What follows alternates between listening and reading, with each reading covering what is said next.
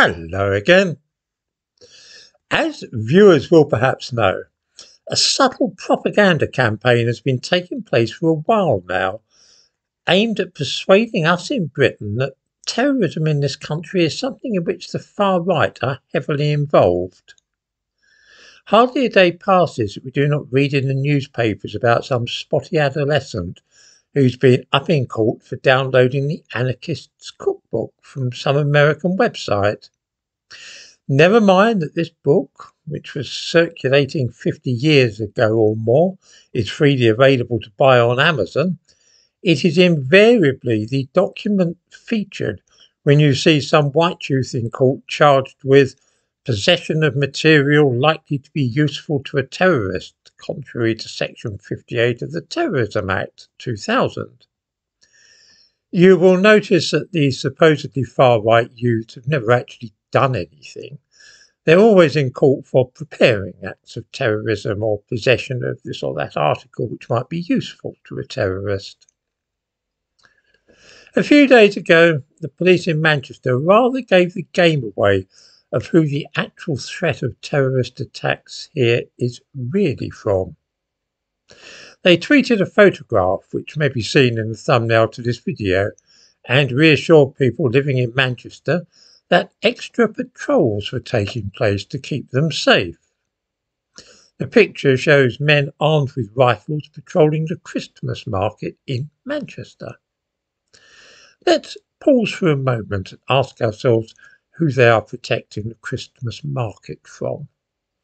In other words, where do the police really think that the threat of terrorism is emanating from?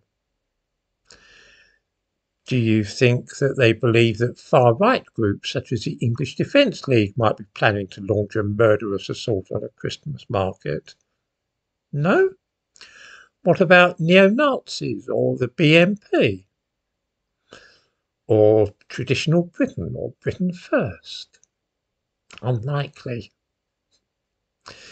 Let's see, have there been any attacks previously on Christmas markets by anybody at all in Europe? Let me think. Oh, yeah, that's right. In 2016, a mad Arab Islamist drove a lorry into pedestrians at a Christmas market in Berlin, killing 12 people. 2 years later, 5 people were killed in an attack on the Christmas market in Strasbourg. This was also the work of Islamist terrorists. It is Muslims who attack Christmas markets, not white nationalists.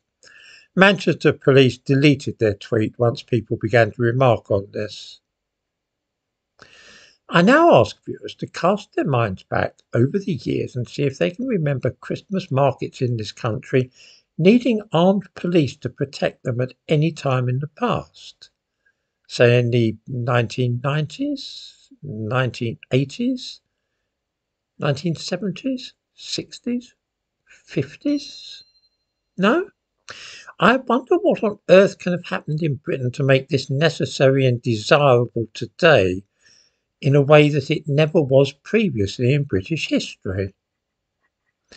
See if you can come up with possible explanations for this phenomenon without using either the words immigration or Islam. Even when the mouths of the government and police lie, their actions sometimes tell us the truth. Those men with carbines, by the way, show us that in a sense this country is at war, which is a sobering thought on Remembrance Day.